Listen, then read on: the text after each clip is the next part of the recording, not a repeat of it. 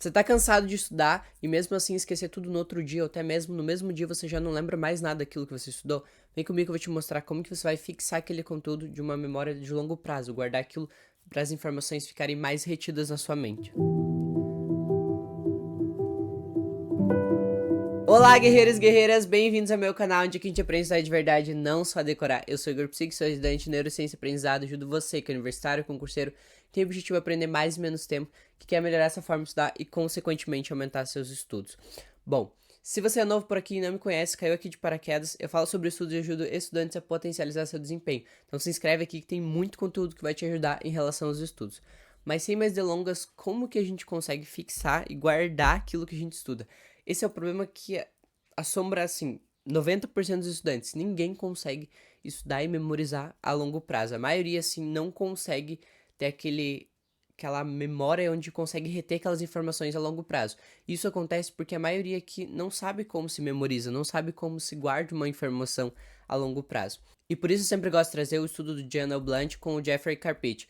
O que é esse estudo? Esse estudo ele propôs identificar como que funciona e quais eram as metodologias mais eficientes para memorização.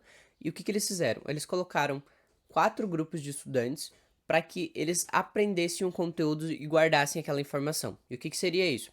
Cada grupo ia escolher um tópico em específico para usar de ferramenta para memorizar. Todo mundo ia estudar a mesma matéria, só que cada um ia usar uma estratégia diferente. Então, o primeiro grupo ia fazer de uma estratégia onde eles iam ficar lendo e relendo uma informação até memorizar.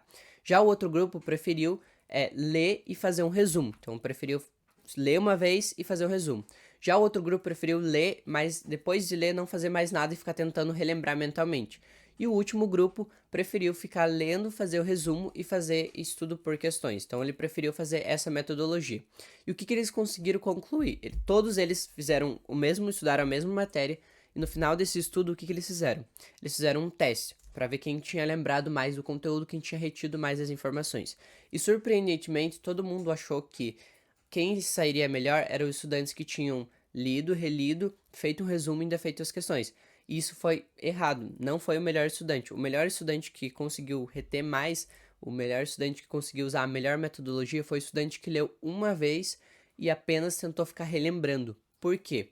Eles chegaram à conclusão de que quando você aprende o conteúdo e você começa a praticar ele, ou seja, de forma ali falar, de tentar relembrar aquela informação, você reforça aquela informação na sua cabeça. Ou seja, pensa que isso aqui é uma corda. Cada vez que você tenta relembrar sobre aquele conteúdo, você está reforçando essa corda.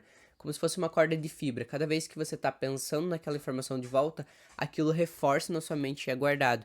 Isso faz com que você consiga reter mais tempo, reter a longo prazo. Então, o que a gente tira de conclusão disso? Que a melhor forma de você fazer um estudo efetivo, um estudo ativo, você só consegue fazer quando você pratica aquilo que você aprendeu. E aí que eu quero trazer os 3 tópicos que vão fazer com que você melhore a sua prática de estudo e o seu estudo ativo, que a gente chama. A maioria das pessoas chamam como estudo ativo, né? Que é onde você pega aquela informação que você aprendeu e você põe em prática. E a primeira delas é a descrição. A melhor forma de você fazer isso é você estudar a matéria e você tentar descrever aquilo que você estudou. E aí eu sempre falo para fazer isso de forma escrita, porque a forma escrita faz com que você pratique a tua forma de escrever, como que tá a tua escrita, principalmente para quem vai fazer redação e tudo mais. Isso ajuda na tua forma de escrever.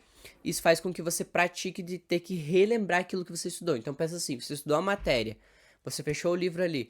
Você conseguiria escrever uma dissertação sobre aquele tema? Você conseguiria dissertar sobre aquele conteúdo que você acabou de estudar? Você conseguiria escrever uma redação, por exemplo, de 15 linhas explicando para uma pessoa que nunca soube nada do conteúdo? Você conseguiria fazer isso de forma escrita? Passar aquele conhecimento? Isso é uma boa prática para aquelas pessoas que sabem a matéria, mas não conseguem passar no papel. Isso é uma prática muito boa, porque você tem que pegar aquele conhecimento que você acabou de adquirir, além de ter que relembrar ele, você precisa saber como que você vai passar essas informações que você tem na cabeça de forma escrita para uma pessoa. Então aí você começa a escrever sobre o conteúdo e aí você começa a se esforçar, fazer o esforço mental, que é o que foi testado lá na pesquisa, no artigo, onde eles tiveram que praticar aquilo, ou seja, eles tiveram que tentar fazer isso mentalmente, aquele esforço cognitivo, e aí isso faz também com que você pratique aquela escrita. Isso é um exercício muito bom para todo mundo praticar o que aprende. Isso faz com que você pratique a escrita e pratique o esforço cognitivo. A segunda ferramenta que foi utilizada nos estudos, que é explicação. Explicar para si mesmo, explicar de uma forma dando uma aula. A explicação vai fazer com que você pratique, porque pensa assim, a informação está lá guardada na tua cabeça. Quando você tem que explicar sobre o conteúdo, você tem que pegar aquela informação que está na tua cabeça e trazer de volta. Eu sempre faço esse sentido com a flecha, que é como se a informação estivesse aqui na tua cabeça, no caso aqui, né? E aí você tem que trazer ela de volta para você conseguir falar. Então, cada vez que você tem que trazer ela, você está reforçando aquela informação na sua cabeça, e por isso que você retém mais. Então, você tentar explicar como se você fosse o professor da matéria, pode ser uma prática que vai te ajudar a reter mais aquela informação. Então, você senta lá, você agora é o professor da matéria. Então, como que você me explicaria aquele conteúdo? Como que você seria, de uma forma mais didática, me explicaria aquela matéria? E aí, isso faz com que você pratique também a tua fala, a tua forma de se expor, a tua oratória, assim como também você pratica o teu conhecimento. Então, você pratica aquilo que você aprendeu. E aí, eu sempre dou aquela dica que é uma coisa que eu usava quando eu tava lá na faculdade, que era o quê? Explicar pro espelho. Eu não tinha ninguém para explicar, eu pegava o espelho e eu começava a dar uma aula como se o espelho fosse meu aluno e eu estivesse explicando a matéria. O objetivo aqui é que você pratique aquilo que você aprendeu, que você pegue esse conhecimento e põe em prática. Porque quando você pratica, você consegue identificar aquilo que você está sabendo e aquilo que você não sabe. Porque, por exemplo, na fala, que é essa explicação que eu estou falando, quando eu estou explicando sobre o conteúdo, muitas vezes quando eu não sei algum determinado tópico da matéria, eu não consigo explicar. Porque aquilo eu não consegui dominar bem. E aí eu fico, me enrolo um pouco e não consigo explicar. Então é dessa forma que você já anota ali, opa, isso eu tenho que revisar, isso eu tenho que reforçar. E isso da mesma forma com a parte escrita. Quando você não consegue escrever direito sobre uma informação, significa que você precisa dar uma revisada naquele tópico, porque aquela informação não foi bem consolidada. E o último tópico, mas não menos importante, fazer o esforço mental. Ou seja, às vezes quando você tá com a mente ali vagando, você tentar, tá, agora eu vou relembrar aquilo que eu estudei. Tá, a matéria era isso. Isso você pode fazer mentalmente. O objetivo aqui é que você sempre reforce a informação. Lembra que o estudo provou que quanto mais você pratica e quanto mais você reforça, faz aquele esforço cognitivo, mais aquele conhecimento é reforçado na sua cabeça, mais aquilo é retido na sua mente. Então, você fazer esse esforço cognitivo de relembrar muitas vezes mentalmente, porque às vezes a gente tá num lugar que a gente não pode ficar falando, vai parecer doido falando com nada. Então, o que você faz? Você faz isso mentalmente, tá?